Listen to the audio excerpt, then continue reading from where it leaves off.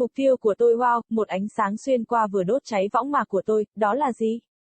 Khi tôi có thể mở mắt ra, đó là ánh sáng trong nhà để xe của chúng tôi, và tôi nhận ra rằng bố và tôi đã về đến nhà từ chuyến đi săn đầu tiên. Chúng tôi đã săn gà Tây và nai trong 3 ngày 3 đêm. Chúng tôi đã có rất nhiều niềm vui, nhưng chúng tôi đã ra về tay trắng trong chuyến đi này. Không phải chúng tôi không cố gắng, nhưng đây là lần đầu tiên của tôi và tôi không có kinh nghiệm cho phép một trong hai chúng tôi đến đủ gần để bắn vào họ. Chúng tôi là những người săn bắn cung, vì vậy một người phải ở gần hơn một người có súng trường. Việc chuẩn bị cho tôi rất gấp rút, bố và tôi tập luyện hàng đêm sau khi bố đi làm về. Anh ta sẽ đặt những lon hoặc hộp rỗng hoặc bất cứ thứ gì chúng tôi có thể tìm thấy xung quanh nhà để tôi bắn vào. Nhưng tôi là một người bắn kinh khủng. Tôi cảm thấy mình giống như một nhân vật hoạt hình khi mũi tên hạ xuống trước chân tôi vài bước và tôi mong đợi bác Bunny bước ra từ phía sau cái cây và hỏi what up dog, tôi biết bố đã rất thất vọng với tôi, ông ấy liên tục nói với tôi rằng nó giống như chơi bóng chày, hãy quan sát phần cuối của mũi tên và nhắm vào mục tiêu cho đến khi tôi buông sợi dây. Chắc chắn, điều đó nghe có vẻ dễ dàng, nhưng sợi dây có cảm giác như nó đang cắt đầu ngón tay của tôi, vì vậy tôi đang nhìn vào ngón tay của mình thay vì đầu mũi tên. Sau 2 tuần luyện tập và đập hàng rào một hộp, bố nói thế là xong, con đã sẵn sàng, hãy nói với mẹ và gia đình rằng chúng ta sẽ đi săn và mang về nhà một ít thịt. Việc chuẩn bị cho một chuyến đi 3 ngày 3 đêm là một thủ tục rất phức tạp. Và tôi thực sự nghĩ rằng chúng tôi sẽ không bao giờ ra khỏi nhà. Chúng tôi có một chiếc xe tải với một người cắm trại, thời kỳ, đó là phạm vi chỗ ngủ của chúng tôi. Có một tấm đệm dưới tấm chăn được đặt trên giường của chiếc xe tải mà chúng tôi sẽ đặt túi ngủ của chúng tôi và với những chiếc gối phải là đủ. Chúng ta sẽ giữ ấm bằng thân nhiệt trong túi ngủ. Bố đưa cho tôi một danh sách những thứ tôi cần thu thập để đưa vào trại và tôi đi lấy chúng. Hãy xem có túi ngủ, gối, thay quần áo cho tôi, mua thêm một đôi tất, mua áo khoác, găng tay, mũ và ủng đi bộ đường dài của tôi. Bố đang chăm sóc bàn ăn ngoài trời, bếp trại, tất cả các thiết bị khởi động lửa, cung tên, tất cả các mũi tên của chúng tôi, và các thiết bị đi cùng với việc săn bắn cung. Khu vực chuẩn bị thức ăn của chúng tôi bao gồm một bàn ăn ngoài trời với bếp cắm trại trên đó và một thùng sữa cũ với các hộp nhựa đựng tất cả đồ dùng, đồ bạc, khăn ăn, đĩa và cốc của chúng tôi. Điều cuối cùng trong danh sách bảo tôi đi giúp mẹ gói cái giương đá lên để chúng tôi có thức ăn. Ngoài ra còn có một cái giỏ đan lớn để đựng thức ăn khô, ngũ cốc, bánh quy giòn, bánh xúc xích và bất kỳ món nào khác mà mẹ nghĩ chúng tôi nên có. Mẹ và tôi vừa xong việc thì bố bước qua cửa và hỏi bố có thể bắt đầu đóng gói đồ đạc không, tôi chịu trách nhiệm lên xe tải. Mẹ đã kiểm tra danh sách của tôi và đảm bảo rằng tôi đã thu thập đủ mọi thứ. Bố bắt đầu chất hàng lên xe tải. Có quá nhiều thứ tôi băn khoăn không biết sắp xếp thế nào cho vừa vặn. Nhưng bố không hề lo lắng hay vấn đề gì, bố bảo tôi thu dọn túi và đi theo bố. Tôi đã rất ngạc nhiên khi bố có thể lấy mọi thứ trong xe tải với nhiều chỗ để chúng tôi có cung tên và một vài mũi tên ở ghế trước của xe tải trong trường hợp chúng tôi nhìn thấy một con gà Tây hoặc một con nai trên đường đến địa điểm cắm trại. Chúng tôi ra khỏi đường lái xe vào khoảng 8 giờ tối. 3 giờ sau, chúng tôi đến địa điểm cắm trại, không gian của chúng tôi đã được đặt trước nên không ai chiếm chỗ của chúng tôi, nhưng có khoảng 5 nhóm người khác đã sắp xếp và họ đang uống cà phê xung quanh lửa trại của họ. Sau khoảng 1 giờ, tất cả chúng tôi đã chuẩn bị và sẵn sàng đi ngủ để chúng tôi có thể thức dậy trước ánh sáng ban ngày và bắt đầu trải nghiệm săn bắn của mình. Baaing, chuông báo thức vang lên lúc 4 giờ sáng, bố bật dậy và bắt đầu cố gắng đánh thức tôi, cuối cùng ông đưa ra tối hậu thư đó là câu cũ, nếu bạn không thức dậy tôi sẽ đi mà không có bạn thế là xong, đó là câu nói sẽ khiến tôi bật dậy và sẵn sàng. Ánh sáng ban ngày sẽ không đến cho đến 5:30 sáng nhưng việc chuẩn bị ngụy trang là một quá trình dài. Đầu tiên, tôi mặc bộ quần áo bình thường của mình. Sau đó là bộ vest camo, sau đó là bộ đồ trên mặt, và đoán xem, chúng tôi quên chiếc gương, tôi thề rằng nó không có trong danh sách những thứ cần đóng gói của tôi, vì vậy chúng tôi thay phiên nhau sử dụng gương trên xe tải có đèn pin. Đó có thể là trong một bộ phim kinh dị, đeo đèn pin vào gương xe tải, rồi một con quái vật lao đến ngay sau lưng tôi với một con dao, ô he he, tốt hơn là con nên bận rộn và đừng mơ mộng hão huyền nữa. Bố sẽ lại cho con câu nói đó. Cuối cùng chúng tôi đã sẵn sàng, bình minh chỉ bắt đầu hiện ra trên đường chân trời của những ngọn núi xung quanh chúng ta.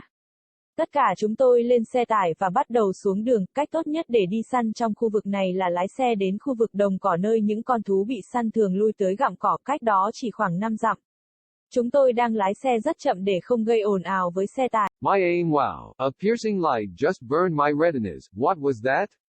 When I could open my eyes, it was the light in our garage, and I realized that Dad and I had made it home from our first hunting trip. We were hunting turkey and deer for 3 days and 3 nights. We had so much fun, but we came home empty-handed this trip.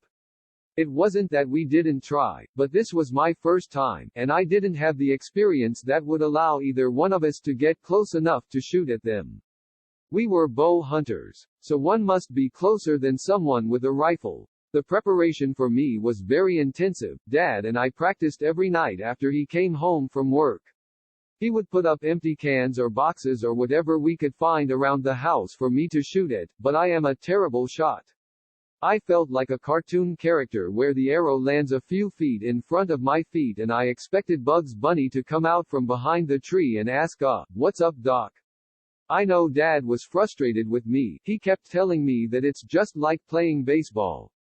Watch the end of the arrow and aim it at the target until I let go of the string.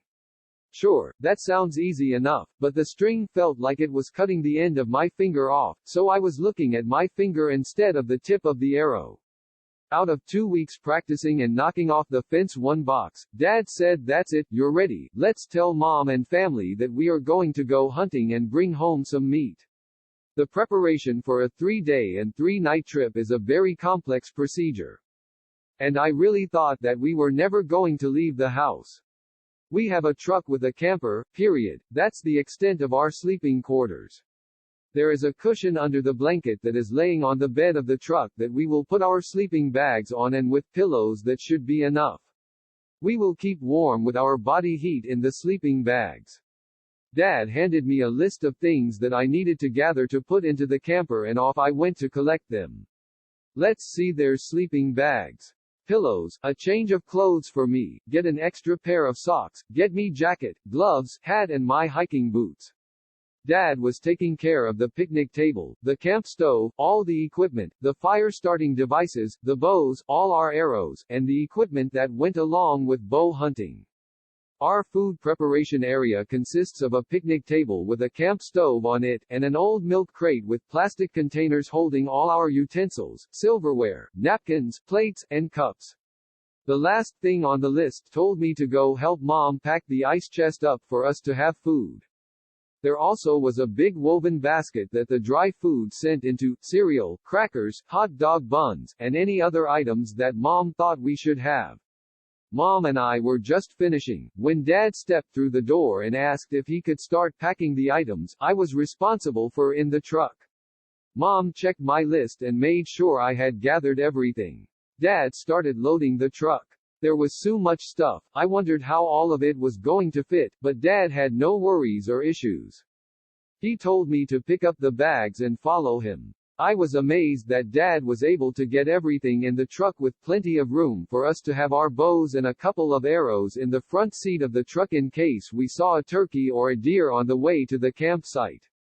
We headed out of our driveway around 8 p.m. 3 hours later, we arrived at the campsite. Our space was reserved, so no one took our spot, but there were around 5 other groups of people already set up and they were having coffee around their campfires. After about an hour we were all set up and ready to go to bed so we could be up before daylight and start our hunting experience. Brrrring, the alarm goes off at 4 a.m. Dad jumps up and starts trying to wake me up. Finally he makes that ultimatum statement, the old "if you don't get up, I'm going to go without you." That's it, that's the statement that will make me jump up and get ready. Daylight won't come until 5:30 a.m. but the camouflage preparation is a long one. First, I put on my regular clothes. Then on top of them comes the camo suit, then comes the camo on the face, and guess what, we forgot the mirror. I swear it wasn't on my list of things to get packed, so instead we take turns using the mirrors on the truck with a flashlight. It could be in a scary movie, putting on camo in a truck mirror with a flashlight, and then a monster comes up right behind me with a knife. Ooh, I'd better get busy and stop fantasizing. Dad will give me that statement again. We are finally ready. Daybreak is just starting to show up over the horizon of the mountains around us.